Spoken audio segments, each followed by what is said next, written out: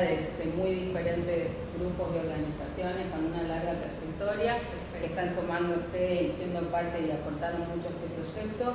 Y bueno, si te quedas un rato vas a enterarte y bueno, cuando nos digan, ¿estamos transmitiendo ya? Ok. Bueno, bienvenidos a todos y todas los que nos están viendo de distintos lugares del país y estamos acá en este proyecto Itinerarios Culturales Feministas y de Diversidad Sexual de la Asociación Ciudadana por los Derechos Humanos, junto en una coalición y con muchas organizaciones que han aportado sus distintas perspectivas para contribuir a construir este proyecto, que además no arranca con nosotras y nosotres, con lo que vamos a ver hoy en este taller. Y la idea fundamental es, en primer lugar, fortalecer la participación ciudadana en el rescate de la historia, de los lugares, de los acontecimientos, el fortalecimiento de la memoria y sobre todo para que las cosas que fueron en el pasado tengan una conservación, pero también para que esa historia y esa memoria sirva para las luchas del presente y las del futuro, ¿no? Es la riqueza del movimiento de mujeres, es la riqueza del movimiento feminista, es la riqueza del movimiento LGBT, es la riqueza de la interseccionalidad del movimiento afro, de las mujeres en sus diversidades, que vamos a tratar de ir reflejando en estos puntos que forman itinerarios, que son procesos y movimientos que se pueden leer y cruzar de distintas maneras.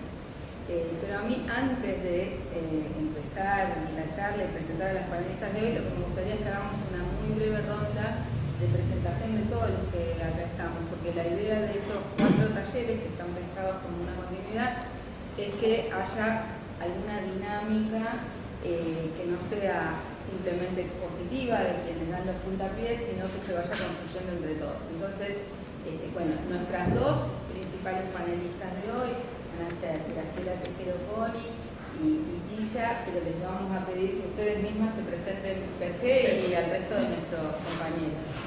Yo soy Graciela Tejero Coni, directora actualmente del Museo de la Mujer, docente de más de 35 años, jubilada en el 2014, feminista desde los 14 años y soy sobrina bisnieta de Gabriela de la Perrera de Coni, que para mí es el peso más grande de responsabilidad institucional que tengo, porque fue la primera mujer en el año 1902 de incorporarse al Comité Central del Partido Socialista. Fue una de las primeras feministas del Río de la Plata. Así que, nada, gran orgullo. Y agradeciéndole a María José el habernos invitado a sumar nuestra experiencia a este proyecto. Buenas tardes a todos. Mi nombre es Tixa Cámara, no es Tilla, aunque en Brasil te pueden decir Tilla, ¿cierto? Como Yuya, pero acá es Tixa Cámara. Afro-argentina, eso quiere decir que nací acá y tengo ancestros africanos, somos una población muy grande, algunos tenemos cierta cantidad de generaciones en el país, otras muchísimas, incluso desde la época colonial. Eso quiere decir que se asumen en su mayoría como afro-argentinas del tronco colonial. Y de muchos de ellos hablo en los puntos afro, en las mujeres que estoy relevando.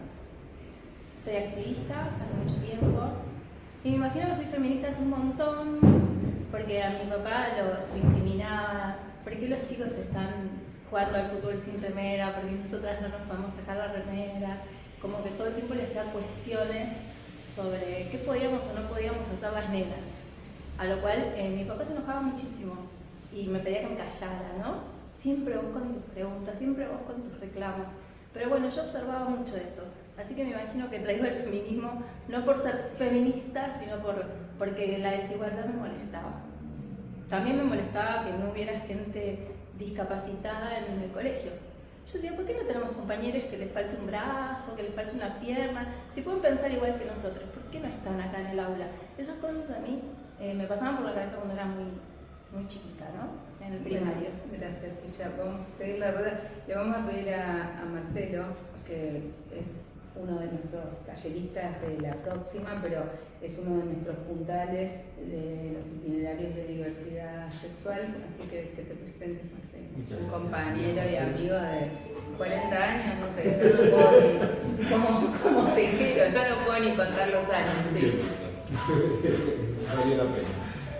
Bueno, yo soy Marcelo Ernesto Ferreira, soy activista por los derechos sexuales y reproductivos desde la mirada de la orientación sexual, la identidad de género y la diferencia corporal. Activo desde el año 1987, primero en la comunidad homosexual argentina y luego en Gays por los Derechos Civiles con Carlos Jauregui, y ahora trabajo en una ONG que se llama Sinergia, que hace básicamente trabajo en los sistemas regionales y subregionales de derechos humanos, la OIM. Y específicamente, además de eso, me dedico a la preservación de la memoria de este movimiento a través de la colectiva Sexo y Revolución, que está radicada en el CEDIS, Centro de Archivos de Izquierda. Que es donde vamos a hacer nuestro siguiente taller la otra semana. Nuestro invalorable compañero y amigo, el arquitecto urbanista Manuel Ludueña, que nos ayudó a componer este mapa y que es un experto en muchas cosas de la ciudad de Buenos Aires. Manuel Ludueña, de la Asociación Ciudadana por los Derechos Humanos, miembro de la asociación, docente, profesor de la Universidad de Buenos Aires en la Facultad de Ingeniería, y bueno, acá estamos. Es muchas cosas. Manuel es una de las personas que más sabe de urbanismo en la ciudad de Buenos Aires, asesor en legislatura, bueno. Y combatimos el extractivismo urbano en todas sus formas, así que trabajamos mucho en los temas de cambio climático en la ciudad de Buenos Aires, juntes, ¿no? Por favor, ahora nuestros invitados, si vamos haciendo una ronda, nuestros participantes decían.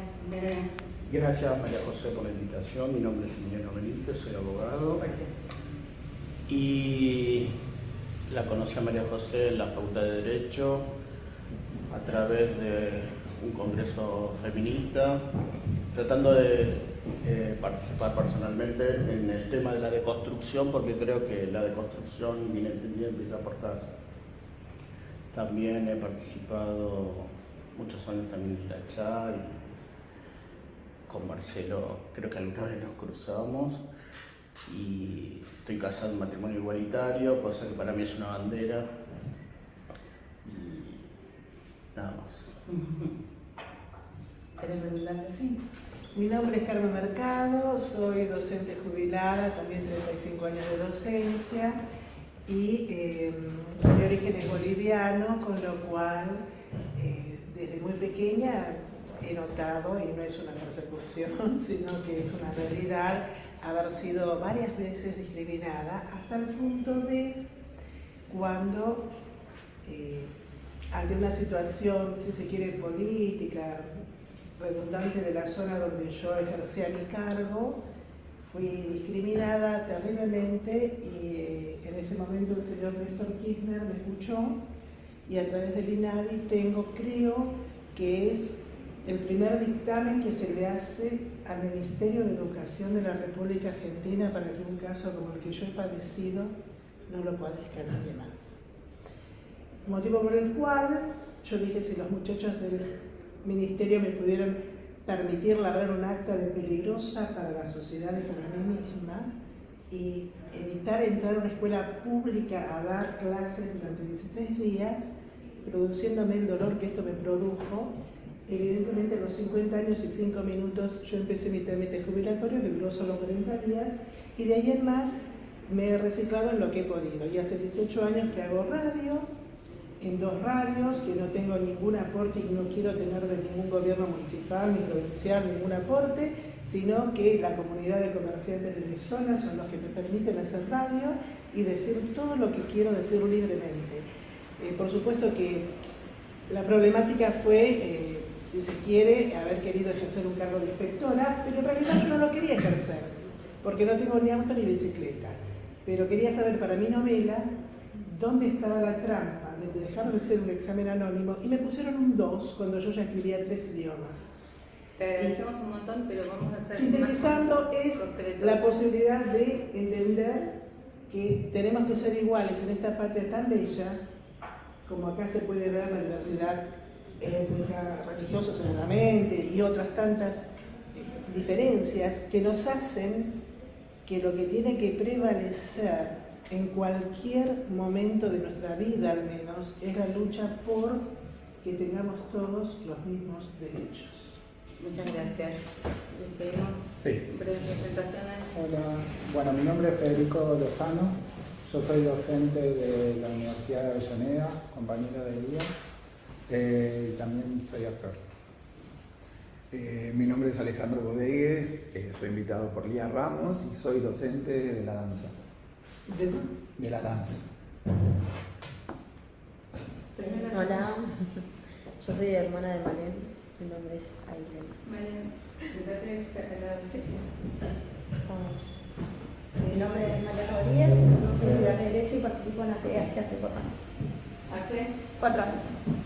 Ah, ahí estaba. Sí, ya estaba ocupado, por eso. Lía.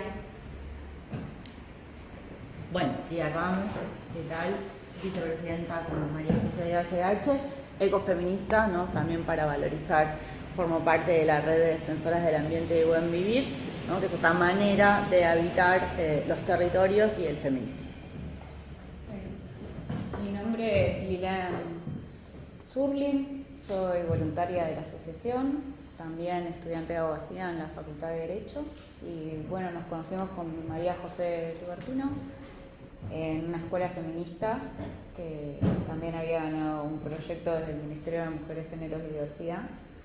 Así que, bueno, acá estamos continuando el camino.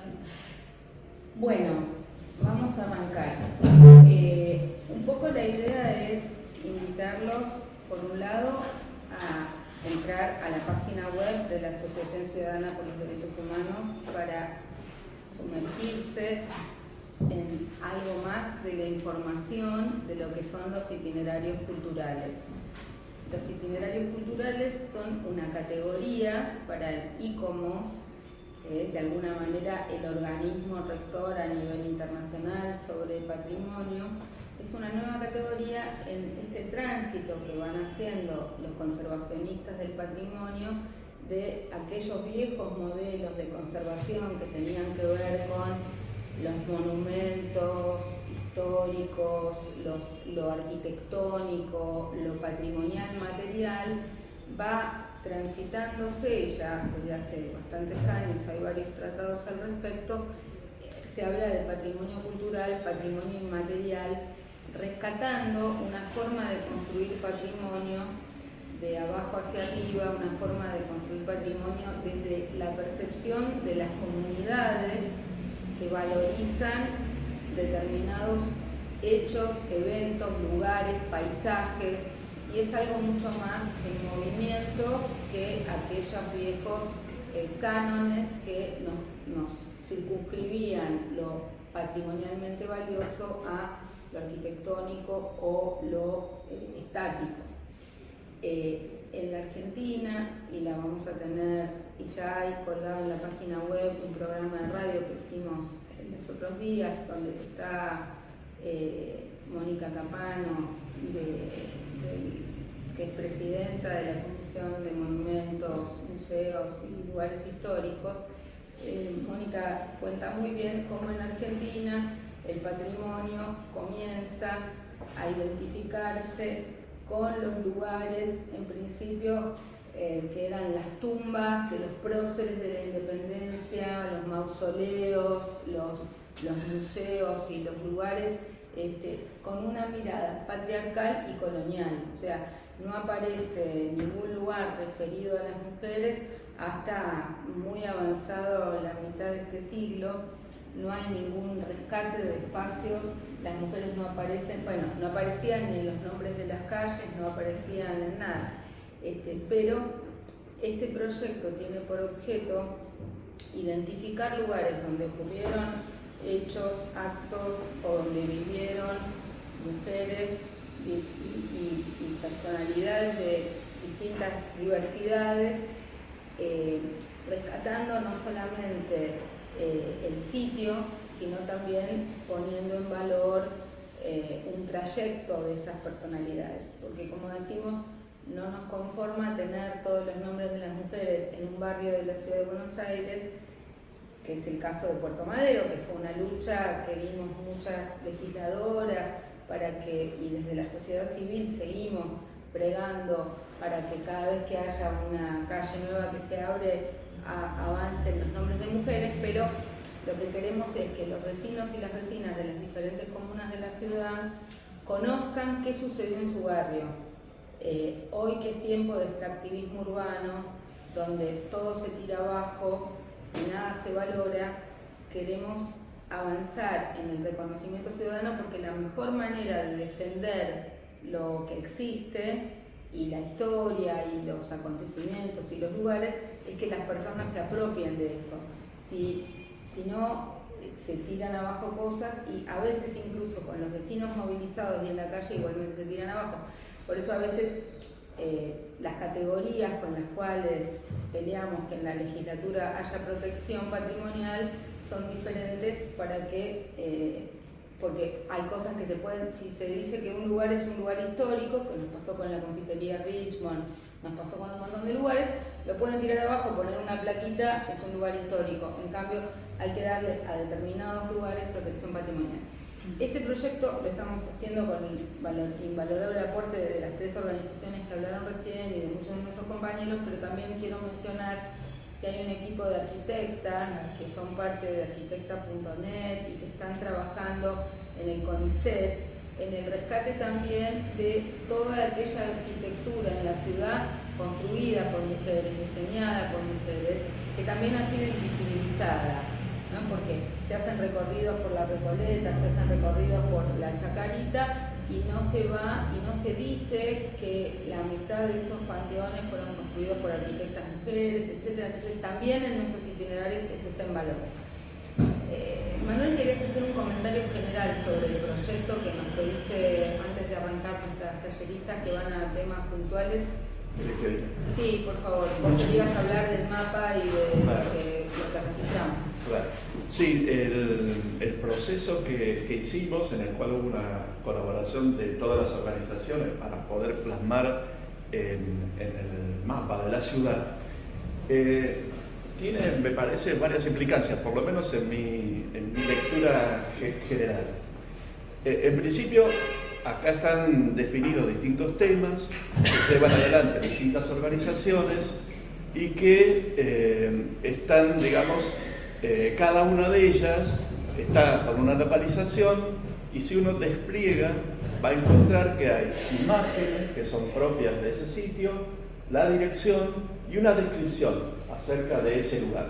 Esto está hecho para todos, con los aportes que hizo cada organización. El tema que a mí me suscita es desde el punto de vista de la sostenibilidad, dos cuestiones, así de carácter general. Una es que cuando uno observa, digamos, va mirando en su totalidad lo que está indicado, uno puede llegar a percibir cómo ha habido distintos momentos en la historia que reflejan cómo se fueron avanzando en determinados derechos. O sea, en el sentido, yo lo decía en el sentido no de la discriminación que hubo, sino de la integración que hay en la ciudad, y que me parece que es un valor muy importante. Las primeras tienen que ver con las cuestiones étnicas. Digo, hay unas cuestiones étnicas que son las primeras que aparecen en este pantallazo, digamos.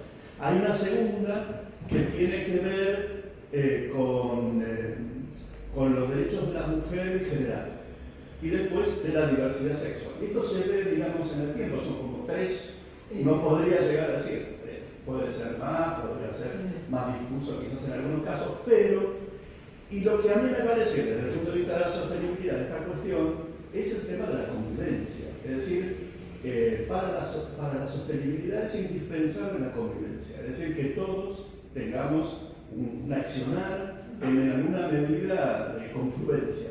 Entonces me parece que esto tiene que ver con eso, porque habla del ámbito de la ciudad en con el empuje de cada uno, pero de cierta, digamos, ¿cómo se dice? Por ahí la palabra es demasiado, digamos, decir tolerancia, pero digamos, la integración, ¿no? La integración que se va desarrollando y que va definiendo de algún modo las características culturales de la porteñidad, sea como sea, ¿no? O sea, más allá de las diferencias y que uno sabe, digamos, las luchas que cada uno trata para poder hacer, de cuestiones que eran de minorías que se expresan y que generan derechos. Y la otra cuestión de sostenibilidad que nace evidente, digamos, es que es el caminar, el recorrer la ciudad, el pensar que podemos reconocer la ciudad a partir de caminarla y que en ese caminar hay mucho que descubrir, que quizás sea lo que más me generó, digamos, me ayudó con la curiosidad, porque entonces uno resignifica los lugares y entonces ayuda a la identidad de los lugares, que quizás no sea observado en términos, digamos, comunes. Entonces, la propuesta, digamos, de conformar itinerarios y que tienen esa diversidad, me parece que ayudan mucho a esa convivencia y también a la salud de las personas en recorrer su ciudad y reconocerla. Entonces, finalmente, digamos, hay una cuestión ahí inherente cuando uno dice el patrimonio y a la valorización de los barrios y la valorización de su historia, que está presente. Entonces, un poco esto indica esa presencia. Rebobino y ahora damos la palabra a nuestras compañeras hoy principales. Yo lo que quiero decir es que el proyecto tiene varias patas. Estamos en una etapa explicativa de los distintos colectivos que construyeron con su información y su bagaje, pero deberíamos, deberíamos entender que este proyecto también se ve desde las interseccionalidades del feminismo, la diversidad sexual, lo afro, digamos, las diversidades, pero también es un proyecto que debe ser apropiado y apropiable por cada una de las comunas. Y esa es la segunda fase del proyecto, que tiene que ver con trabajar con los consejos consultivos comunales, trabajar con los equipos de género y diversidad de cada barrio y con nuestras compañeras que están haciendo recorridos. El museo está haciendo recorridos, ya hay experiencias, ahora nos va a contar Tejero Poni, las chicas de Femitur que también abordaron y van a ser parte del proyecto, y nosotros vamos a trabajar. Primero tratamos de buscar 4 puntos que estén en las 4 comunas que abordamos. Esta vuelta solo repasamos y recogimos puntos de la ciudad de Comuna 2, Recoleta, Comuna 1, que es donde hay más puntos, obviamente, Comuna 3 y Comuna 4. Sin duda, de la historia, estos 4 barrios son los que más tienen bagaje de estas características. De hecho, en la ciudad de Buenos Aires, las 2 comunas que tienen más reconocimiento patrimonial son la 1 y la 2, a pesar de toda la despatrimonialización que hizo el último código urbanístico. Pero, obviamente, la idea también es seguir con otros barrios, porque han pasado cosas en el Abasto, han pasado cosas en Caballito, en Belgrano, etc.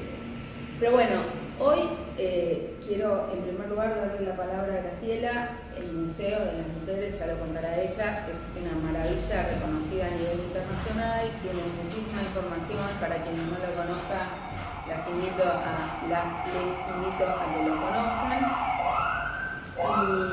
Y ella nos va a contar también un poco la historia de los antecedentes que existen de algunos proyectos similares o incluso anteriores a nosotros a nivel global y en Argentina.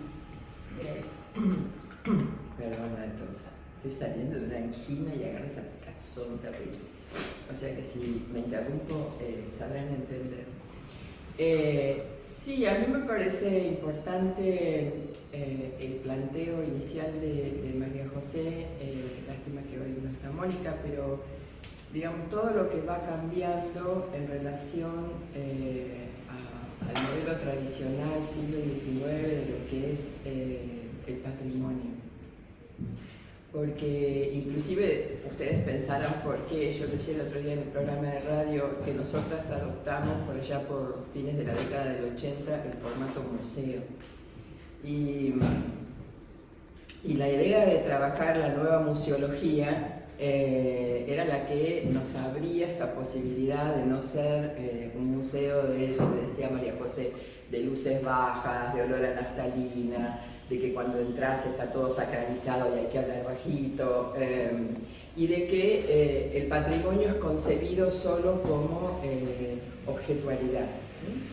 Una vez una alumna vino al museo diciéndonos que estaba estudiando museología y tenía que hacer su tesis, y ella había elegido el tema del sufragismo para vincularlo con el contexto internacional de lo que fue el periodo sufragista y meterse en particular en la Argentina. Y su profesor le dijo que no le aprobó la temática porque tenía muy poca objetualidad. ¿Qué vas a poner en vitrinas de sufragismo? Una urna. ¿Cuáles eran los objetos que podía mostrar de ese proceso? Bueno, gran complicación para la alumna que tenía otra visión mucho más actualizada que el propio profesor, que le ponía los límites de lo que ella debía poner en su tesis. O sea que esta idea de recuperar la nueva museología, de recuperar esta idea, sobre todo para el caso en el caso de las mujeres, el patrimonio es básicamente inmaterial, porque tiene que ver con precisamente las relaciones de poder que se ejercen en esta sociedad, y bueno, y eso no siempre está reflejado en objetos, sino en prácticas. Bueno, ¿qué recorrido han tenido históricamente esas prácticas que hoy puedan ser consideradas patrimonio? No sé, uno piensa en las lavanderas en el río, en los alrededores de la Casa de Gobierno hoy, es decir, oye, ¿cuáles serían los objetos? Bueno, seguramente esos objetos, salvo algunos del Museo de la Ciudad, por ejemplo, que recogió en su momento el arquitecto Peña, de lo que eran los lugares de las bateas de lavado en madera, por ejemplo, no hay otras cosas para rescatar. Sin embargo, la vida de esas lavanderas alrededor de lo que es hoy la Casa de Gobierno sí se puede reconstruir, porque hay fuentes para hacerlo y no necesariamente son objetos. En esto va a tener un gran valor la historia oral, o sea, el reconocimiento para la historiografía de la historia oral, bueno, también es un aspecto novedoso en relación a la idea de historiografía alemana de principios del siglo XX. O sea que puesto en ese contexto, nosotros elegimos el formato museo para recuperar la historia de las mujeres. Y al mismo tiempo con un plus, en este caso, en relación al proyecto global que lleva adelante la asociación, que es que en el caso de las mujeres no somos una minoría, somos la mitad de la humanidad, por lo tanto estuvimos ahí, estábamos presentes. Que no se nos reconozca en el espacio público no quiere decir que no hayamos estado. O sea, no tenemos que reconstruir de manera forzada algo que era absolutamente natural, porque no podía ser de otra manera.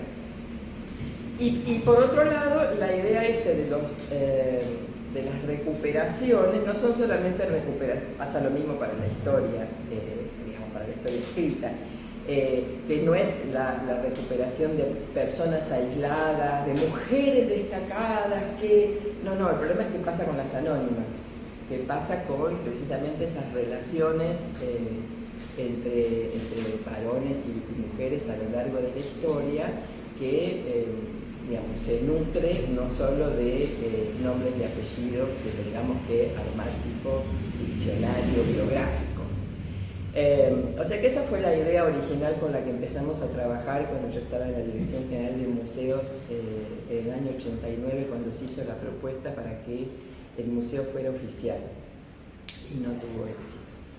En aquel momento se decía, bueno, pero es una moda. Bueno, hay que tener en cuenta que la ciudad de Buenos Aires no tenía lo que en ese momento el intendente Grosso quería, que era un museo de tango, por ejemplo. y hoy han florecido una cantidad enorme de museos temáticos que hace 30 años atrás no existían. O sea que también eso es parte de lo que hemos avanzado pese a todo, o a pesar de...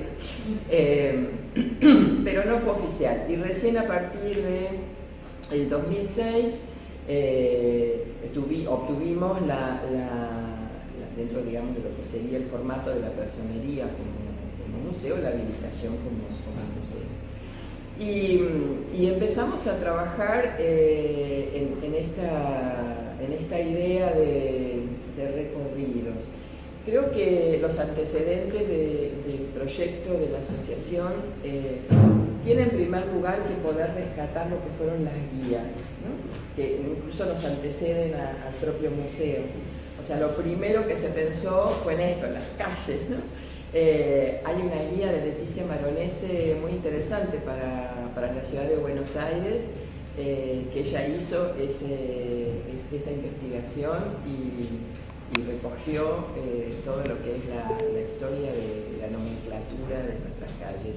Y hay un proyecto similar al de Leticia, quizás más temático que solo de registro, que es el de la historiadora peruana en la ciudad de Lima, que es Maritza Villavicencio, que tuvo un proyecto del Museo de las Mujeres Peruanas también, y que lamentablemente durante el gobierno de Toledo le cerraron, pero que también tiene una guía de mujeres peruanas, y en particular empezó haciendo este registro en la ciudad de Lima. Digo, hasta donde yo conozco, esos serían los antecedentes más remotos. Y después se empezó a concebir esto de, más que los puntos, más que mujeres destacadas, entrar a recuperar esto de itinerarios, las españolas lo llaman paseos, circuitos, o sea, cada una le fue dando, nosotros lo llamamos al principio recorrido peatonal, para que lo hiciera más explícito de que estábamos caminando las calles. Y que tenía que ver con esto, que tenía que ver con las trayectorias, con las prácticas, para salir de las individualidades. Y esto sucedió hace 20 años, o sea que a partir de la década del 2000 empezaron a hacerse recorridos, en primer lugar en España, o sea, la ciudad de Córdoba tiene unos recorridos maravillosos que hacen las compañeras feministas. Dentro de ese recorrido de las españolas hay un grupo en particular que se llama Her History, que ha tomado varias ciudades de Europa, no solo las españolas, como el caso de Córdoba, que empezaron haciendo recorrido de las sufragistas en Londres o de las trabajadoras en Barcelona. Trabajan, bueno, se abrió para allá para el 2004, si no me equivoco la fecha, el Museo de las Mujeres Gitanas en Granada, y ellas trabajan con la comunidad romi para hacer el recorrido en Granada de lo que es ese maravilloso camino del Sacro Monte. O sea que, digamos, experiencias tenemos muchas. Yo les contaba el otro día en el programa de radio, hay un museo en Estambul, que es uno de los que hay en Turquía, porque hay 3, un museo que no tiene, por decisión propia, no tiene sede física, porque en su proyecto ellas plantean que su museo es un museo a cielo abierto, y la recuperación de la práctica y la lucha de las mujeres está afuera del museo, no adentro de un espacio físico. Y por lo tanto trabajan solo recorridos, y tienen varios de estos recorridos, porque ese es su museo. No es que el museo hace recorridos, los recorridos son su museo, dicen ellas. O sea que hay que buscarle la vuelta a todas estas experiencias, porque todas tienen algo para aportarnos.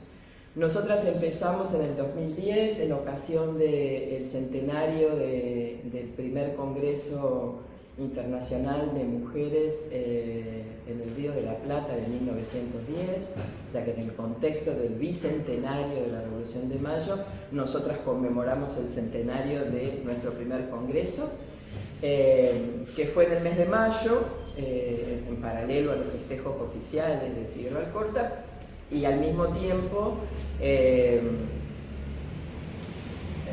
digamos, dándole una impronta feminista que el Consejo Nacional de las Mujeres en ese momento a nivel oficial no tenía, era de señoras, entre comillas, de un feminismo muy domesticado, y estas otras más rebeldes hicieron el Congreso.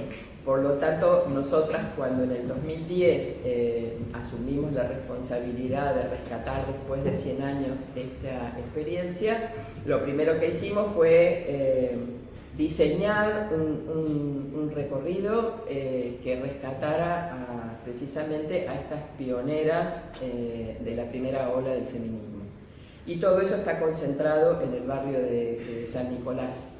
Yo hoy les traje, porque nosotros tenemos unos catálogos cuando hacemos los recorridos que entregamos al final del catálogo,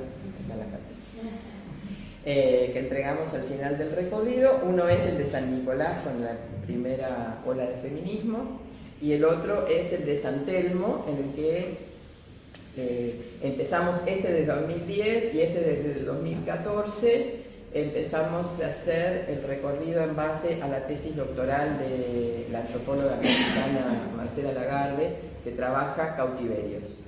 Y entonces nuestro recorrido temático fue marcando puntos de ese trayecto que tienen que ver con la concepción de encierro en la que todas las mujeres, ninguna nos salvamos de esto, madres, esposas, putas, presas, monjas, estamos. En alguna calzamos seguro. No nos escapamos fácilmente de esto. Y la idea de encierro, la idea de cautiverio, es un concepto de patrimonio inmaterial. Hay que recuperarlo desde allí. O sea que muchos de los puntos que le ofrecimos al proyecto de María José, de la asociación, tienen que ver con estas experiencias nuestras. Sumamos a eso, disculpa, quiero que mires alguno de los puntos y tires algún...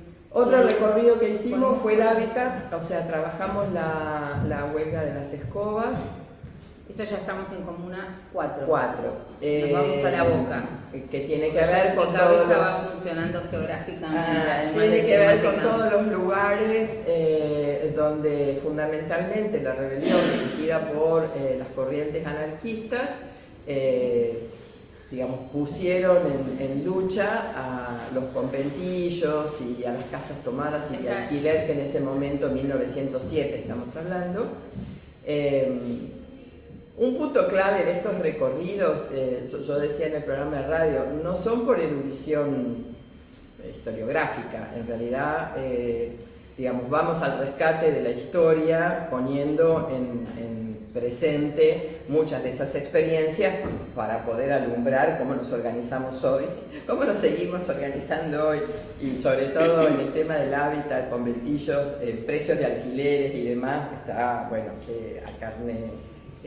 a nivel de piel hoy todo el debate sobre la ley de alquileres que sigue demorada. Podríamos poner en pantalla, por un lado, el itinerario de la primera ola del feminismo. Si nos mostrás, por favor, Lía, primera ola del feminismo, y si lo enfocás, Lilian, estaría buenísimo para que la gente también lo vea con la otra notebook. Lilian. Otro recorrido... Entonces, hay 3 recorridos a los que está refiriendo mi querida amiga Graciela. Uno es el de... ¿Podés decir en qué color está? Verde. El verde es la primera hora del feminismo. El verde es la primera hora del feminismo, que está concentrada básicamente en San Nicolás, ¿no? Claro, en San Nicolás. En San Nicolás, porque básicamente es toda la historia de el primer congreso feminista, donde el recorrido arranca en el Club del Progreso, que fue el primer club que después disputó con el Jockey. Era un club de varones, 1852, un año antes de después de Caseros, un año antes de la Constitución del 73. O sea que era un reducto bien de varones. Pero que tuvo absoluto, que tuvo dos mujeres presentes allí. Una Cecilia Grierson, que todavía ni siquiera era médica, pero era Grierson mi apellido. El vínculo inglés tenía un peso grande. Lo que no supusieron nunca es que Cecilia iba a resultar una rebelde que termina siendo expulsada del Consejo Nacional de las Mujeres y del Club del Progreso, ¿no? De las dos cosas. Y la otra mujer del Club del Progreso es Lola Mora. Pero en realidad es incorporada al Club del Progreso porque era amante roja. No que le reconocían a ella verdaderamente sus condiciones. Y hoy, lamentablemente, la reconstrucción del Club del Progreso se llama Lola Mora en servicio de té. Bueno, estas son algunas descripciones que, digamos, no se las hemos dado a la dueña para poner, pero que nosotras en el recorrido recuperamos muchas de esas Exacto. Pero bueno, ahí además lo que nos encanta es sobre todo la Escuela Roca, que bueno, tiene ese nombre patético, pero es donde hicimos, yo digo hicimos como si hubiera estado, donde hicimos el Congreso Feminista en 1910 y después nosotras en el 2010. El Congreso se inaugura en otro de los puntos que tienen ustedes marcado allí, que es Opera Italiani, que es lo que yo rezongaba el otro día con Mónica Capano, de que están, sí, no lo han tirado, lo han desguazado y lo ha comprado la Iglesia Cientista, que está haciendo una remodelación sui generis, no es una restauración lejos, y es uno de los lugares, ahí está la foto que figura en el punto, que es lo que se llama el Salón Augustio, que era el lugar más emblemático de toda la ciudad de Buenos Aires, donde se reunían precisamente las primeras mutuales que van a dar después origen a los sindicatos obreros. O sea que el feminismo y el desarrollo sindical del incipiente movimiento obrero fueron muy juntos para esa primera fin del XIX, principios del XX.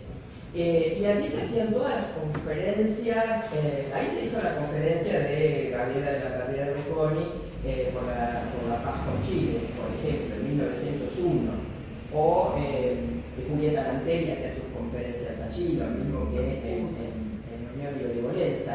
Y en ese salón se inaugura el primer congreso de mujeres de 1910. De las feministas. Las otras, las damas hicieron el congreso. Las damas de beneficencia estaban con la llegada de la infanta.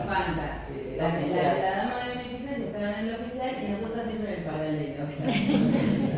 Esa es la que nos toca. De allí, de la inauguración que se hace en Opera Italiani, sobre la calle Sarmiento, lo que serían las secciones, como lo llamaron ellas, de cada una de las temáticas, de derecho, educación, ciencias económicas, digamos, toda la familia, o sea, como si fueran los talleres del Encuentro Nacional, bueno, se hacen en la Escuela Roca, que está en la esquina de lo que es el Teatro Colón. Lo que tiene de interesante ese espacio de la Escuela Roca es que está justo enfrente de Plaza Lavalle. El Parque de Artillería. Exacto, la revolución del 90, que nadie recupera. Bueno, pero ese es el punto. Las mujeres participaron con armas en la mano. Claro. Y Julieta Lantelli. La de Lepiane participó en el levantamiento del 90 frente a la Escuela Roca. Nosotros le decimos Elvira Rawson y no de Lepiane, porque los de Lepiane es de Casado. Y yo te cuento esto que ya para nuestra audiencia, yo rescaté una obra de teatro que se hacía en el Teatro de la Ranchería. ¿Esto lo tenés vos o no lo tenés?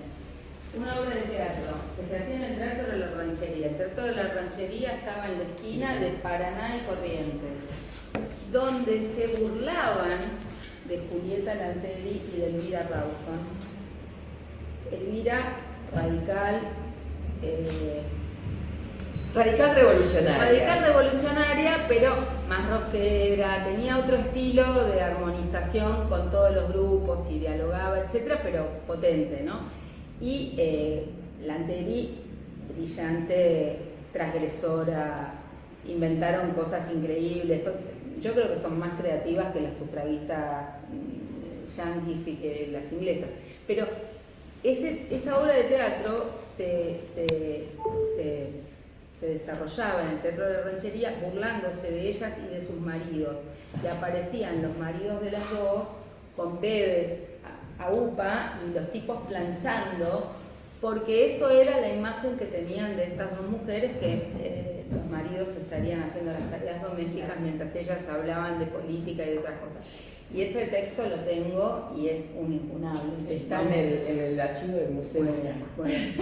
Bueno, lo más gracioso de esto es que Julieta iba a la puerta del teatro y hacía su volanteada. Claro. Aprovecharían la obra de teatro. Es como cuando salís en porque estaba en plena campaña electoral. En el año 21 ella se presenta a elecciones, o sea que esa pelea no, voto femenino. Claro, no bueno, entonces, dentro de ese recorrido, para retomar esto que vos decías de Julieta, dentro de ese recorrido está la logia masónica.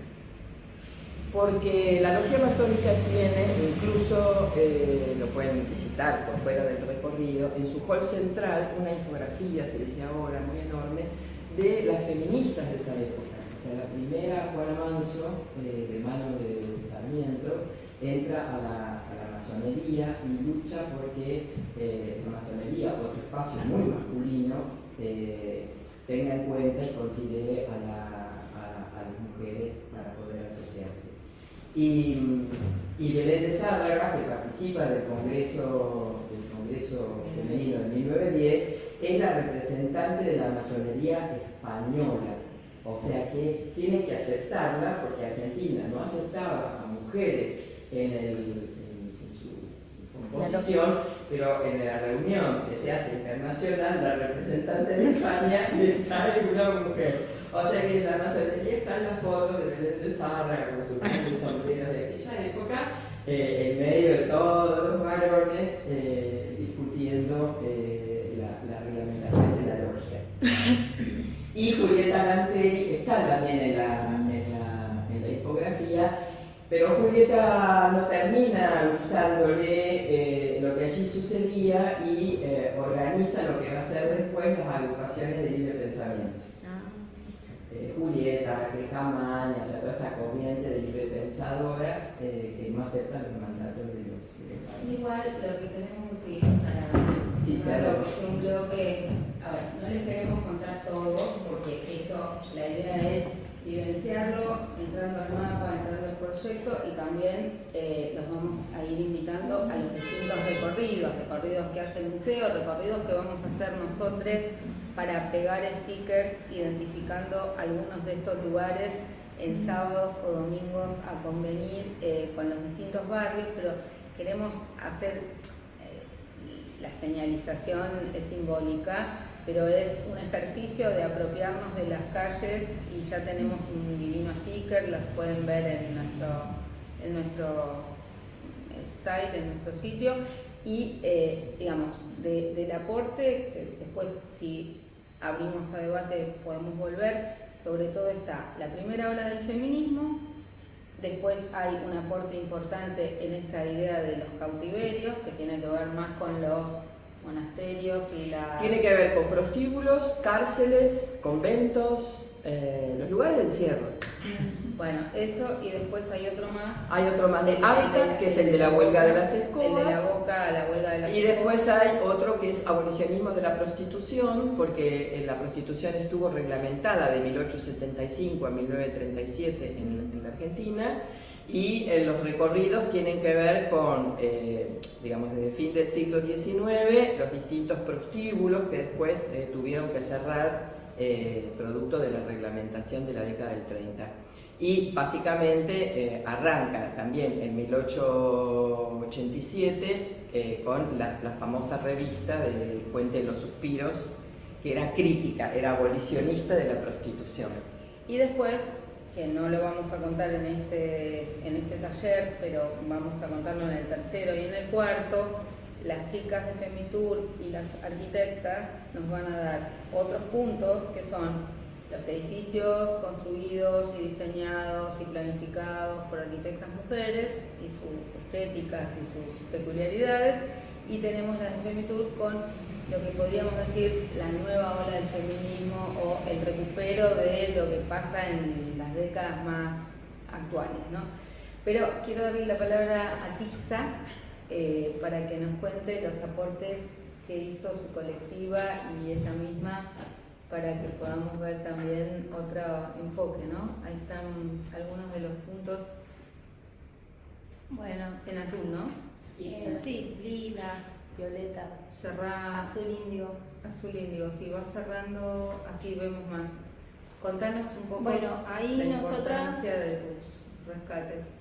Nosotras fuimos a puntos que algunos son conocidos, al menos dentro de la comunidad son muy conocidos, quizás se viene hablando del Jimmy Club, que era un lugar donde sucedían los carnavales afroargentinos. Bueno, mucha gente dice afrodescendientes. En general, los puntos afro, de las mujeres afro, tienen una descripción y luego se abren en una descripción más profunda, ¿no? Cuando uno termina de leer esa descripción, puede ir a un link y continuar leyendo, porque necesitábamos dar cuenta también de los términos, ¿no? Porque la gente no está familiarizada. Por ejemplo, decir que el Jimmy Club era un lugar afrodescendiente, no, era un lugar afroargentino, era de la comunidad afroargentina. Vamos a contar que el Jimmy Club queda en la calle Rodríguez Peña y es lo que muchos de nosotros conocemos como Casa Suiza, que tratamos de no la tiraron abajo y un verano el macrismo la terminó tirando abajo, porque la Casa Suiza también tenía mucho valor político para la recuperación de la democracia, hicimos muchos de cosas, pero eso antes de ser la Casa Suiza de la década del 80 y la política, había sido durante muchos años el Jimmy Club, que era el lugar de reunión de los afroargentinos, ¿no? Claro, bueno, otras cosas que iba a decir, pero bueno, el Jimmy Club o la Suiza, porque también ellos lo reconocían al espacio como la Suiza.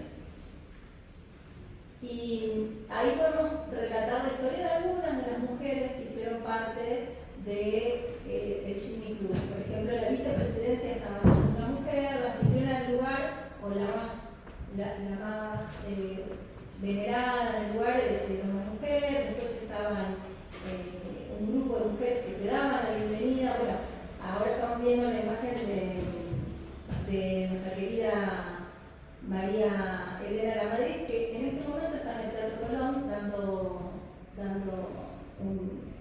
un espectáculo de candombe porteño, la música que traen desde la época colonial, que la siguen ejecutando generación tras generación en el seno de estas familias que son afroargentinas del tronco colonial, así se reconocen. Algunas no, algunas dicen somos afroargentinas históricas, otros dicen somos afroargentinos de varias generaciones, pero bueno, todos dan cuenta de esos apellidos, La Madrid, Alzaga, Garay, que vienen de la época de quienes eran sus esclavizadores. Hay un grupo de mujeres que para el momento del voto femenino se presentan frente a Gabrión y le dicen, un grupo de mujeres afro, y le dicen, nosotros nos queremos sacar el apellido del esclavizador. Y llegan a un acuerdo con Eva Duarte y se presentan a votar con otros apellidos, con los apellidos que eligieron. Pero la mayoría ostentan todavía esos apellidos que siempre tenían una pequeña variación, o sea, María Elena en lugar de ser de La Madrid, es La Madrid, porque bueno, estas familias, estas élites no querían que tuvieran herencia de ningún tipo, entonces alguna letra les cambiaban, pero les ponían su apellido para demostrar ese estatus de que tenían personas esclavizadas, un montón, entonces eran sus personas esclavizadas, por eso llevaban sus apellidos. Entonces, marcar ganado. Bueno, la carimba se hizo durante mucho tiempo hasta que los gritos de dolor de las personas que eran carimbadas ya... ¿Qué es la carimba? Ya horadó en la psiquis de la gente que vivía en el Villorrio de Buenos Aires, entonces pidieron que no se hiciera más. Pero la carimba era esa marca cual ganado que se le hacía en el omóplato, en la nalga, en el pecho, a las personas que eran esclavizadas Entonces eran unas letras que marcaban de quién las había comprado, de quién eran, ¿no? Imagínate que vos vivís en estado de esclavitud, la esclavitud está a nivel federal, no tenés dónde irte, dónde moverte, dónde escaparte, que siempre vas a ser de dónde saliste, de dónde te escapaste, ¿no? Porque vas a tener esa marca. Y una manera de devolverlas a sus amos y amas era esa marca que llevaban en la piel, que era un hierro que se ponía a fuego, y a fuego así caliente se les ponía sobre la piel. Y eso obviamente producía gritos que bueno, en un momento dijeron, paren de carimbar a esta gente porque no toleramos más el griterío, ¿no? Los aullidos de dolor. Aparte no había edad, como que nene, mujer, adolescente, todo era lo mismo y todo se carimbaba. Contanos por dónde entraban, dónde se vivían, qué lugares identificarías como emblemáticos y en qué etapas históricas, de qué etapa a qué etapa son los lugares que identificaste. Bueno, esto empieza prácticamente desde Pedro de Mendoza en el 1500 y monedas, y 30 y pico, que ya llega con un grupo de personas americanas que ya habían sido capturadas. Lo mismo allá arriba, en las islas de Santo Domingo, en Colón, también llegó con personas esclavizadas. O sea, no son las primeras personas afroafricanas que llegan, porque bueno, se encuentran en el 1300, se encuentran un príncipe, hizo negocio mercantil o intercambio comercial con pueblos originarios. O sea, de hecho, bueno, lo que se relata en la historia es que son personas africanas quienes indican a Colón que no terminaba el mundo en la línea del horizonte, sino que más allá había tierras, había civilizaciones. Y bueno, uno de los testimoniales de la Pinta, la Nítica, Santa María, era una persona africana que le indicó el rumbo, ¿no? Para llevarte de este lado del continente. Pero bueno, como en esa instancia, ¿no? De personas esclavizadas, desde siempre, desde que el europeo pisó acá en América, siempre trajo consigo personas africanas. Eso que se dice el encuentro de dos mundos, no, un encuentro de tres mundos o más. Entonces había árabes, un poco más allá. Todo lo que vemos de dique, desde esa zona hay por lo menos 4 ahí, esa zona de 4 diques, esa zona existía. Sí, toda la ciudad de Buenos Aires terminaba antes de la línea, menos de la línea de diques, ¿no? Sí, todo eso era espacio del río. Todo eso estaba ocupado por el río. Luego se levantó. Donde ahora está la casa de gobierno, la Casa Rosada, abajo, estaba la aduana, que el kirchnerismo en el gobierno de Néstor de Cristina se rescata y se hace el museo de, ¿cómo se llama? El museo de la Bicentenario. El museo del Bicentenario está hecho con la estructura de la aduana, o sea, que ahí era el puerto y ahí era la entrada originaria, ¿no? Sí, hubo varias aduanas. Sí, varias. Y bueno, toda esa zona de diques, que antes estaba el río, era donde iban las lavanderas. Bueno, acá la compañía hizo mención a las lavanderas, pero bueno, esas eran las lavanderas blancas que vinieron después y coparon todo el espacio de las lavanderas que eran esclavizadas, que eran libertas, que realmente eran un montón, casi todas tenían que estar lavando ropa de alguien, y usaban ese espacio, esas ollas que hacía el río naturalmente, en lo que después hizo un paseo. Después llega un virrey y hace un paseo ahí, y bueno, tenía todas las personas, todas las categorías, estaba muy generalizada la población. Y bueno, tenía un horario, porque de noche se bañaba la gente, primero las mujeres, ya entraba la oscuridad, se bañaban los varones. Entonces las lavanderas tenían el tiempo de la mañana y de la media tarde para lavar la ropa, que con la primera inmigración le van copando los oficios, sus áreas de trabajo, o sea, en las familias afroargentinas es muy arraigado esa aversión hacia la persona extranjera que viene de una memoria ancestral de que fueron quienes los perjudicaron y las perjudicaron muchísimo en lo poco que podían hacer.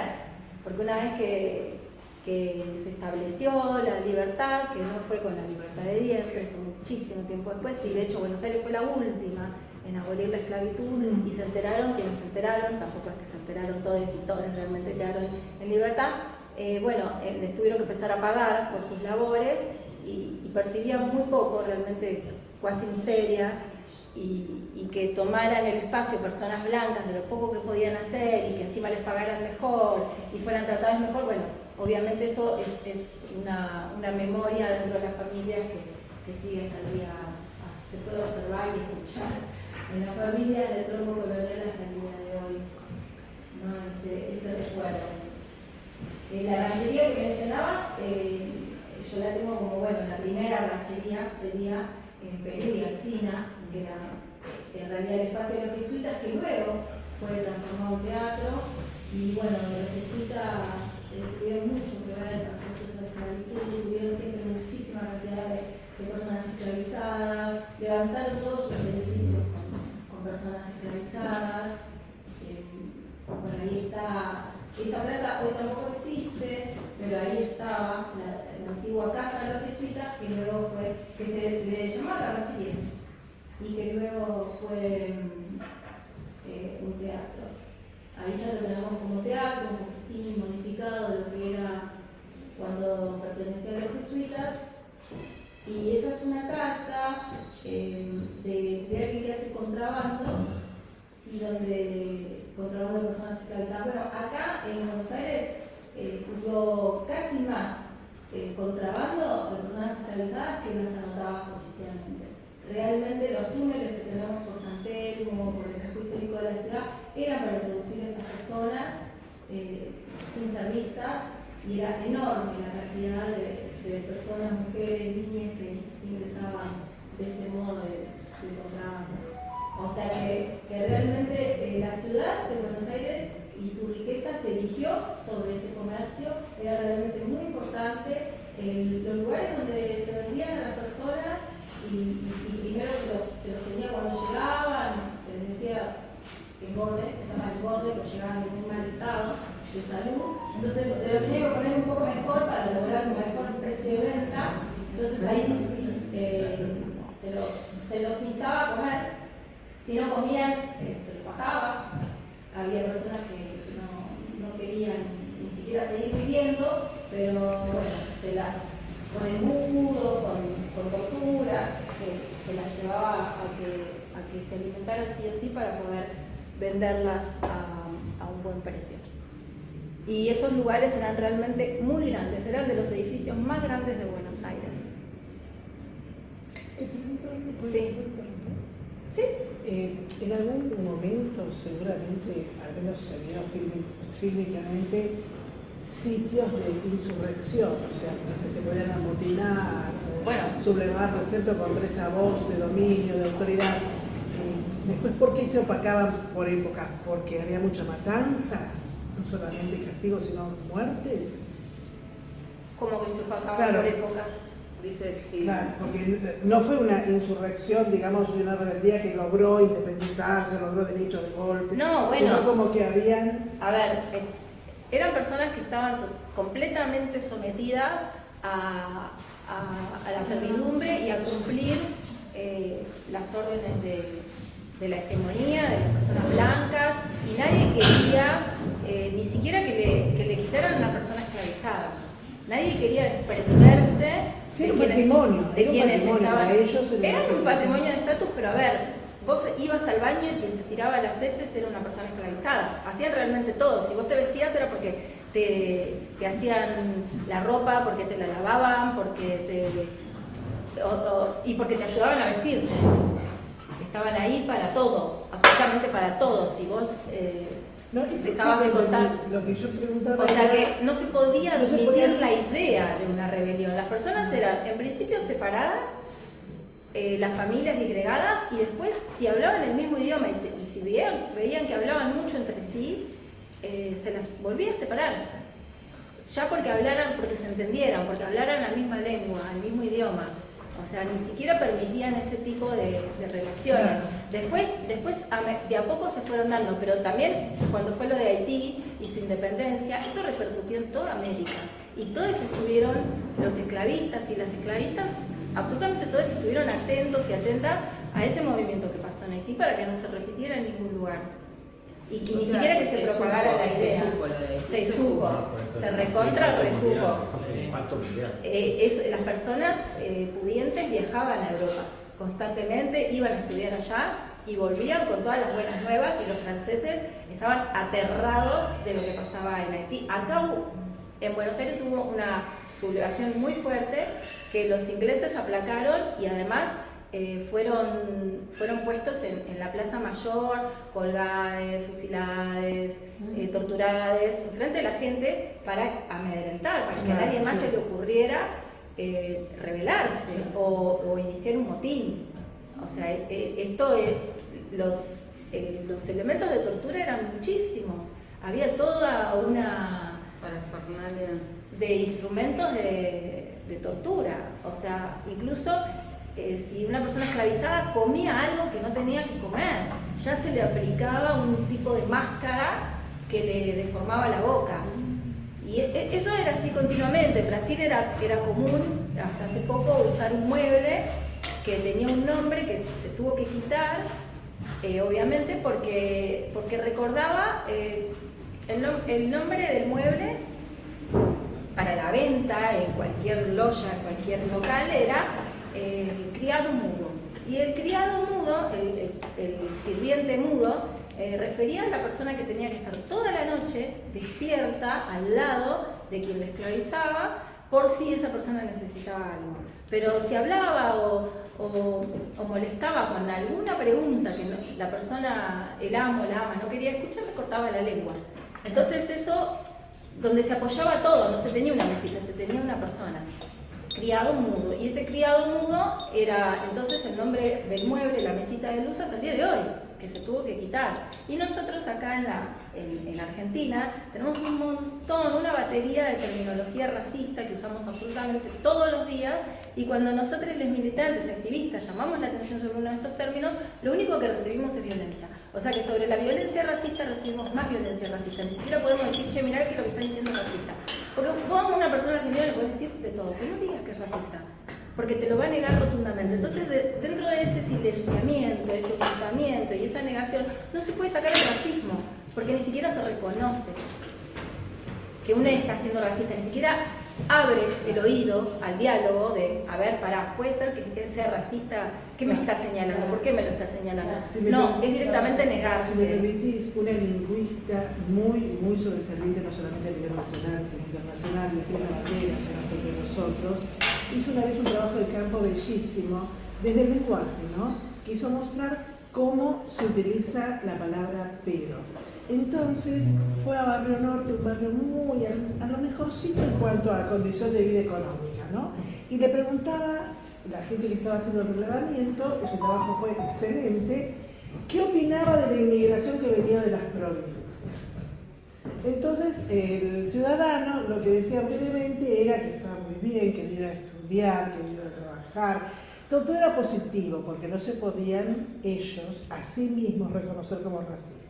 Y en un momento de su discurso aparecía, pero lastimosamente cuando no lo logran son los que forman las luchas vicentes y pipipi, y crean inseguridad y pipipi. Conclusión, ese pero invalidaba toda la primera parte del argumento y querían significar, no estoy de acuerdo con que vengan de las provincias a Buenos Aires, ¿no? Y menos en Barrio Norte. O sea, que esto que vos decís hace dentro de una misma geografía, dentro de una misma condición de ciudadanos en un mismo país, también existe esta cosa racial fuerte, ¿no? Obvio. Queremos dejarle, digamos, a Titza para que nos sintetice un poco lo principal de lo que mostraste, de tus inquietudes en relación al proyecto y cómo imaginás que se puede continuar con tu propio equipo, con tu propia comunidad, o cómo podemos contribuir nosotros, lesotres, si imaginás que se puede hacer un recorrido, los puntos algunos son distantes, si se puede hacer un recorrido de todo esto, ¿qué te despertó a hacer esta tarea? Porque en este caso creo que le hiciste expresamente para esto, si bien conocías los lugares, pero...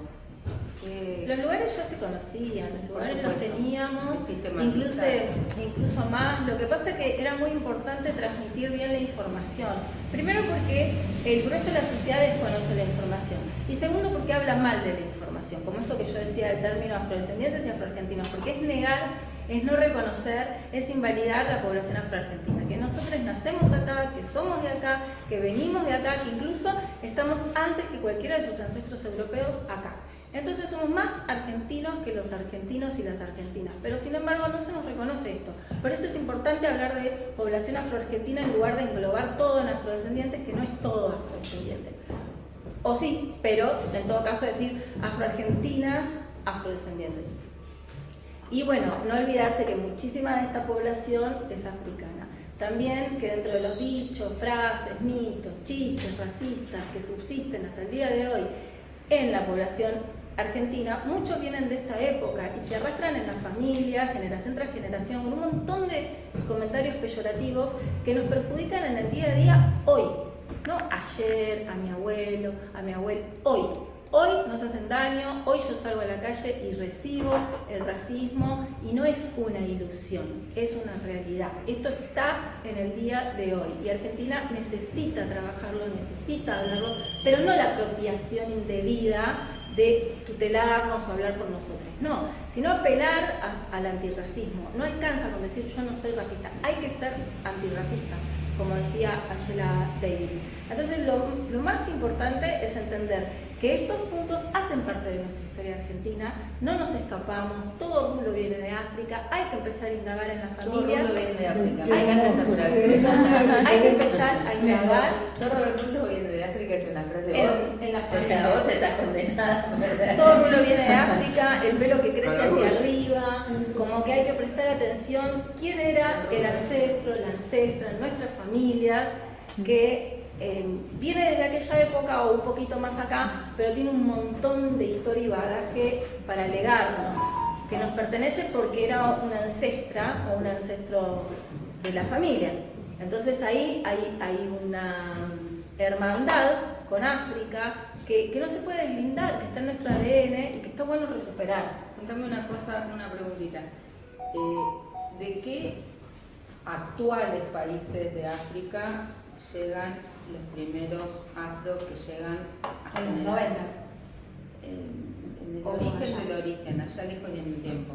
Los primeros, los originarios, los coloniales, ¿de dónde? Primero de la costa, de la costa sur, es lo que más se saca. Guinea Ecuatorial, lo que hoy es que... Malí, Senegal, Nigeria.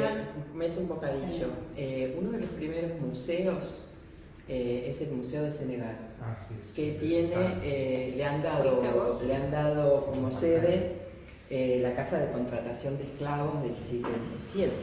Y entonces ellas tienen una línea de investigación que es precisamente trabajar la esclavitud femenina. Sí, bueno, ahí está la puerta. Claro.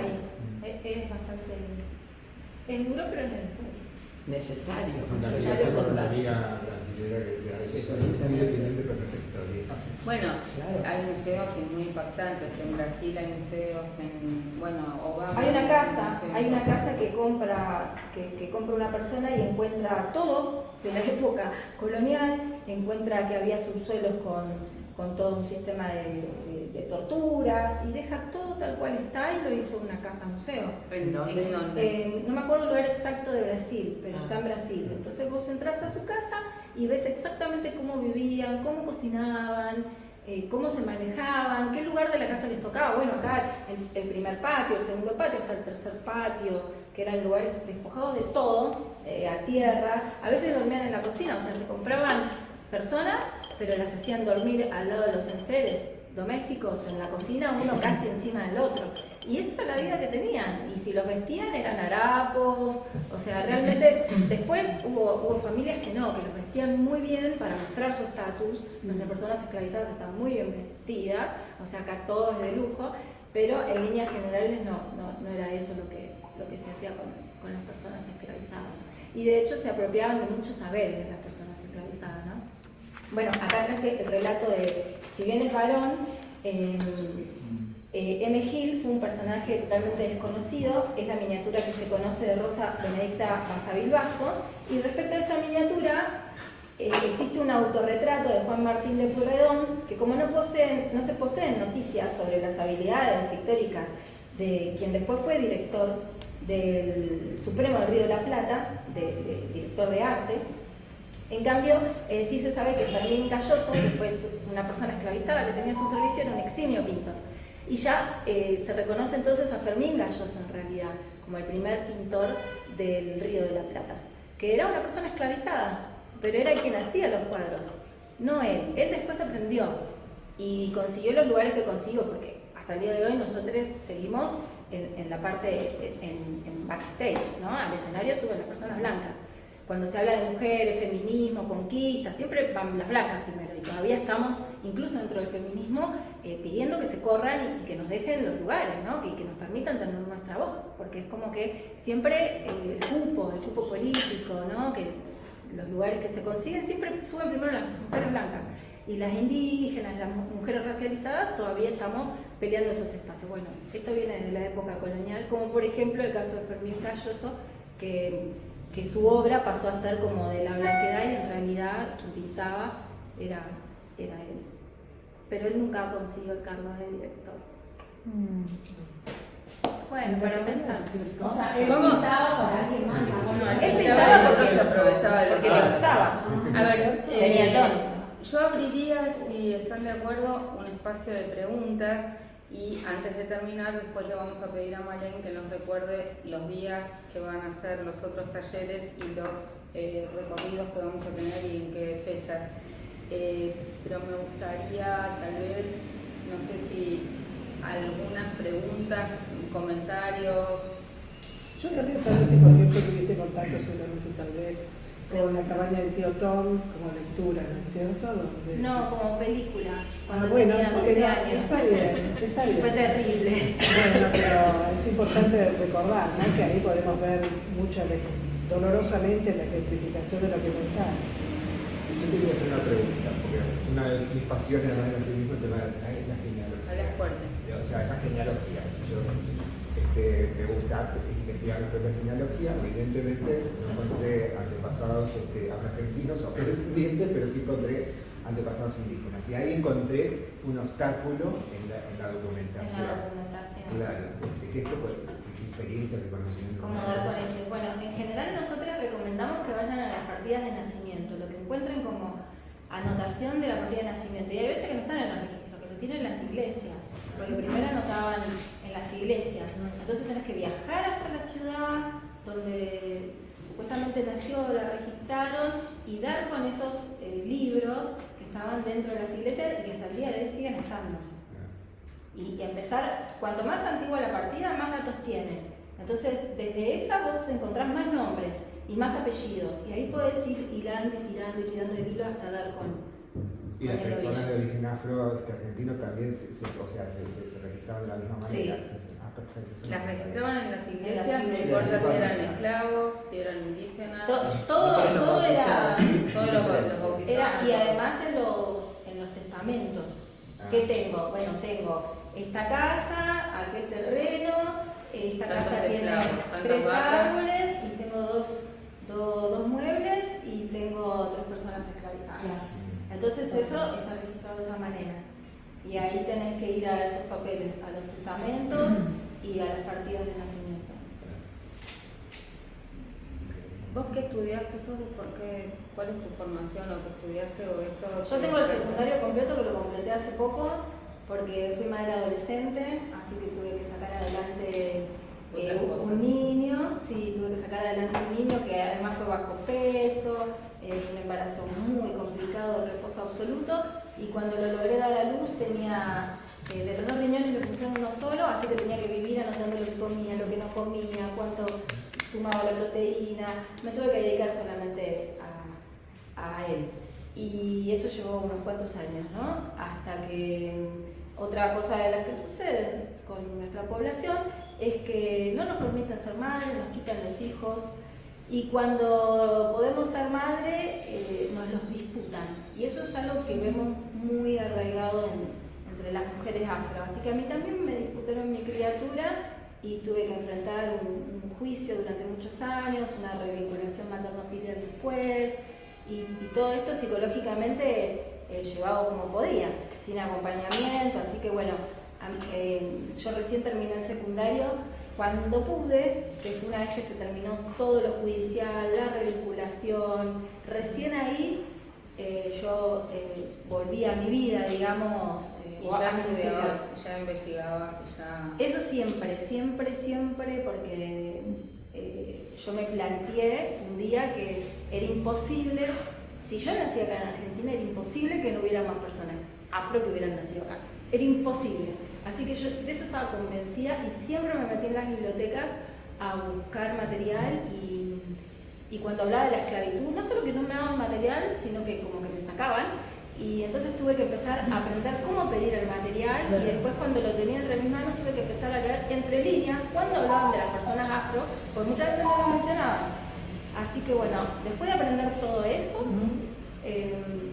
investigué mucho por mi cuenta y entonces ya cuando mi hijo era chiquito me pedían que fuera a dar charlas, porque alguien leía el material que yo tenía, que lo sacaba así, iba con una hoja y me leía las cosas y anotaba a mano todo, pues ni para fotocopias tenía. Así que bueno, es un ejercicio que traigo de hace un montón de tiempo. Bueno. Mucho de ese material se perdió en un colectivo, las carpetas las vivía perdiendo. Bueno, pero bueno, me quedó en la cabeza. Bueno, y esperemos que ahora se asiente y podamos seguir continuando. Lía. Un comentario que no tiene nada que ver, que viene desde la biología, pero reforzando lo que decía la compañera, desde dónde venimos, dónde salimos como especie, se puede rastrear el ADN mitocondrial, que es el ADN que tenemos adentro de la célula, de un orgánulo particular, a la EVA mitocondrial que se llama y que es el origen, por supuesto, que salió nuestra especie de África. Sí, sí, claro. Igual es como para pensarlo también no solo culturalmente, sino biológicamente. Están los haplogrupos y ahí los haplogrupos.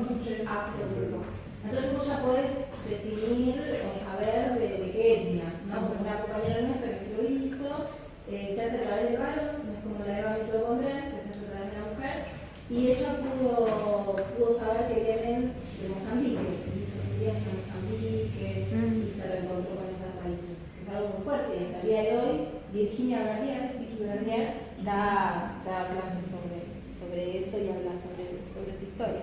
También cómo cayó la noticia a la familia, ¿no? Y convencer al hermano de que vaya a hacerse ese estudio.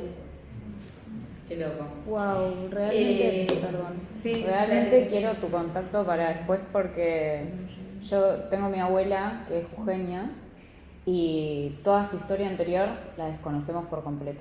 O sea, ella no hablaba de su historia. Entonces, nada, mi mamá dice mucho ahora, falleció ella hace unos años, entonces no tuve yo ya de adulta, digamos, la posibilidad de charlar con ella, intentar tener más llegada, pero siempre, viste, como que mi mamá decía que ella intentaba hablar con su suegra, sería, siempre se notaba mucho eso de la vergüenza, todas, ¿no?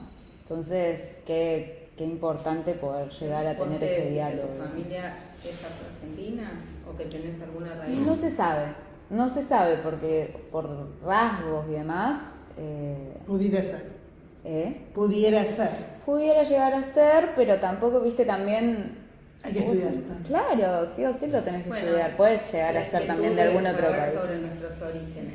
Sí. No sé si hay alguna otra pregunta concreta, alguna de las panelistas, si no les daríamos...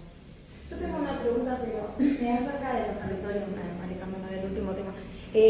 Nosotros estábamos hablando de los patrimonios inmateriales, digamos, y quería saber si vamos a abordar los monumentos que se han derrumbado y que se siguen derrumbando también, como si se va a visibilizar eso, porque hoy en día, como cuando no tienen protección, digamos, hay muchísimo demolición. No, solo para O sea, si se sabe, también se claro, si se sabe la cantidad de no sé si Mónica Capano, nuestra experta en esto, hoy no pudo estar porque la demoraron en Chaco por un vuelo. Ella está en la comisión de monumentos y veremos que alguno de los otros talleres pueda venir, pero básicamente lo que te diría es de lo que nosotras sabíamos de la primera relevamiento que había hecho la UBA sobre los lugares que debían ser protegidos. En un segundo relevamiento que se hizo, que es el anexo del código urbanístico en el punto de patrimonio, tiene un punto, es un código bien gordo, que aprueba la legislatura, que comuna por comuna va diciendo la lista de bienes que tienen distintos grados de protección. La concentración de la mayor protección estaba en comuna 1 y comuna 2, pero prolijamente casi la mitad de lo que estaba bajo estudio lo dieron de baja. De hecho, estamos en un edificio que tiene protección patrimonial estructural, gracias a que se peleó porque los dueños, no sé si era un convento, o sea, no sé si era una, tal vez Marlís sepa mejor que yo, no me acuerdo si era la curia en general o una congregación en particular, probablemente, que eran los propietarios del edificio, en realidad querían hacer acá un negocio inmobiliario tirando parte abajo y construyendo para arriba, y eso se evitó, y justo casualmente la fundación pudo hacer una inversión importante para restaurar, recuperar, porque este tipo de inversiones para recuperar terminan haciendo que lugares o predios históricos no tengan más su destino originario, sino que terminen siendo un shopping, no sé, y hacen engendros terribles. Hoy vengo de una actividad que hizo Moda Sustentable en el Palacio Paz, y entonces está el Palacio Paz histórico con un engendro que le enchufan con un diseño que no tiene nada que ver con nada, como si fuera un edificio de Miami metido adentro de un palacio del siglo XIX. Es una cosa alucinante. Bueno, estas cosas suceden y siguen sucediendo, y bueno, la lucha continúa. Pero estaría bueno saber si de los lugares que ustedes identificaron, tenemos algunos que ya están perdidos. Por ejemplo, el Club Subimio Casa Suiza. Bueno, iremos a poner una placa en la puerta, una cosa que ya no es. De estas cosas que estamos identificando de tus recorridos, ¿también hay casos así? ¿O otros? Sí, la Coba, en Plaza de Mayo, ya claro, interesante saber eso. Hay cosas que ya no se pueden recuperar. Sí, o porque no han, digamos, están protegidas, vamos a ponerlo entre comillas, y al no depender de patrimonio y sí de otras, incluso otras instancias de orden institucional, gubernamental, no tienen mantenimiento, y entonces el deterioro es tan grande que vas a terminar perdiéndolo. Lo vas a terminar perdiendo. Lo que hacen los desarrolladores inmobiliarios es que compran una propiedad, aunque tenga protección patrimonial, pero le van abriendo algunas fisuras para que llueva, para que se dañe, para no sé qué, entonces después justifican la demolición porque se perdió el valor, porque se destruyó el inmueble, entonces permiten que eso pase. Por eso es tan importante toda la movilización ciudadana actual. De hecho, bueno, eso le sucede a la ex cárcel de mujeres, por ejemplo, que es el segundo edificio más antiguo de la ciudad. Ese es nacional. Claro. Es una responsabilidad nacional. No, seguro. Estuvo tanto tiempo en manos de penitenciaría, del servicio penitenciario, que no le importaba patrimonialmente lo que ahí sucedía. O sea, que se fue deteriorando, y hoy por hoy, si bien pasó... Bueno, sí, el Parelay, que pudo haber sido el Pompidou de ciudad y se frustró. ¿Está en manos privadas?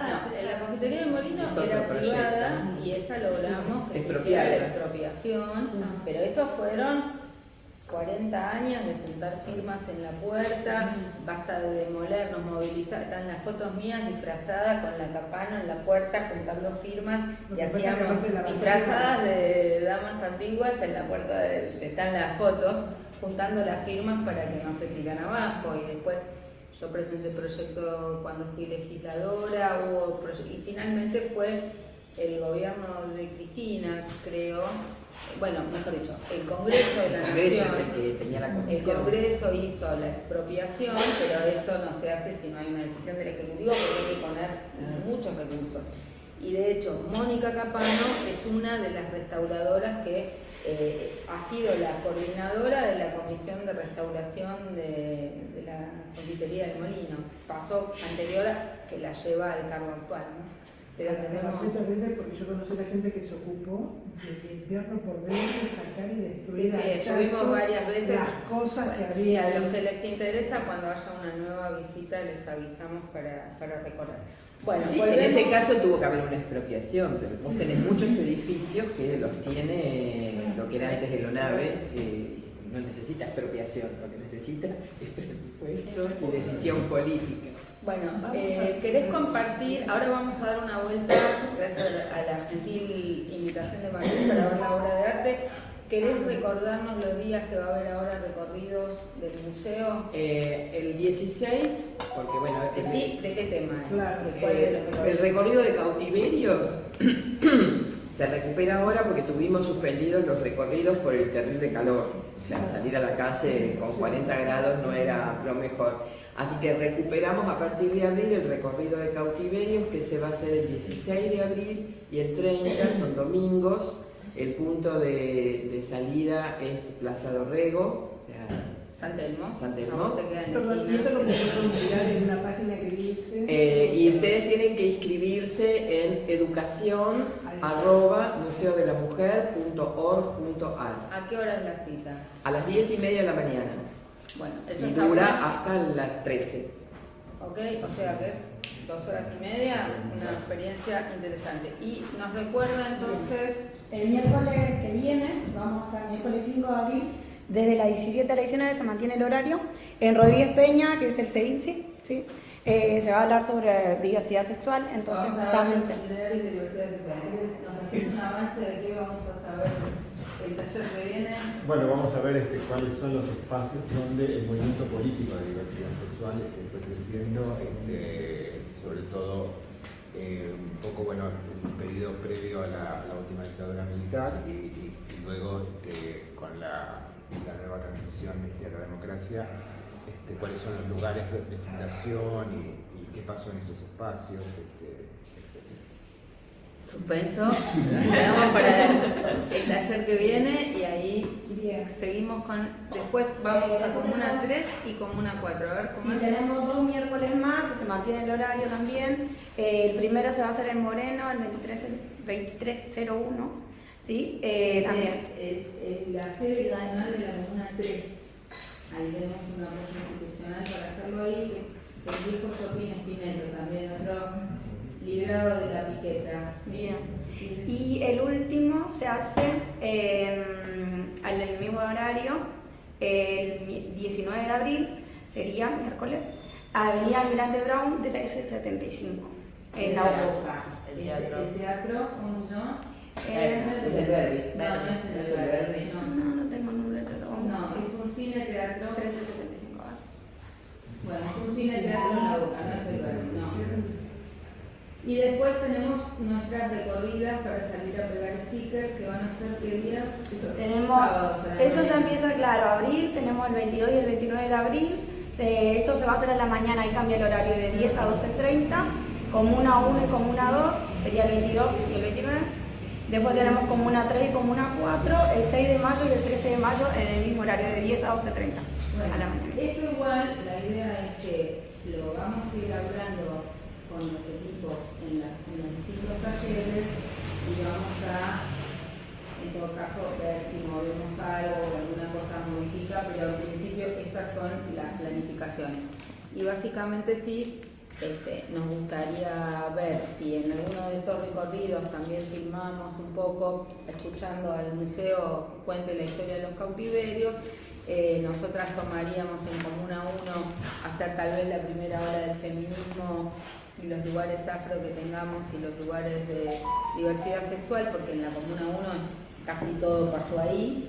Veremos qué se llega a hacer en 2 horas y media en una caminata, pero los invitamos a que sean parte de esa apropiación simbólica, ¿no?, de algunos lugares emblemáticos. En el Roca tenés que estar, aunque sea para pegar alguna sticker. Y después sí vamos a hacer algo más barrial y territorial en la Comuna 3, en la Comuna 4, con los comuneros y con la gente del barrio, con la Boca Resiste y Propone, porque la gente de la Boca, las mujeres de la Boca Resiste y Propone, ya vinieron haciendo mapeos muy interesantes sobre las demoliciones de los conventillos en el barrio. Entonces también ahí tenemos un cruce de mapas interesantes, porque ellas también rescatan la historia de las mujeres de las escobas cuando están peleando contra el extractivismo urbano hoy, ¿no? Así que bueno, nos despedimos de esta transmisión y nos vemos el miércoles que viene, y si no también en el programa de radio, que vamos a recuperar estos temas. El lunes en el programa de radio vamos a estar hablando de los itinerarios de diversidad sexual. Así que chau a los que nos ven por internet, y acá nos vamos a ver obras de arte maravillosas. Que si quieren, bueno, aplauso a nuestras